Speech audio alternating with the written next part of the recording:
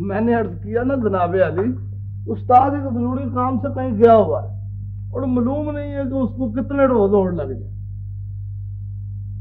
मेरा सोना, तो उसको एक हमारा पैगाम पहुंचा दो बस। न पैगाम पहुंच सकता तो मुझे क्या इतराज था, उस्ताद ने सख्ती से मना किया हुआ है। तो तुम्हें कुछ अंदाजा नहीं उसकी वापसी का? मेरे हिसाब से तो उसे आज आ जाना चाहिए था, लिहाजा मैं कुछ कह नहीं सकता। ठीक है, कोई फायदा नहीं।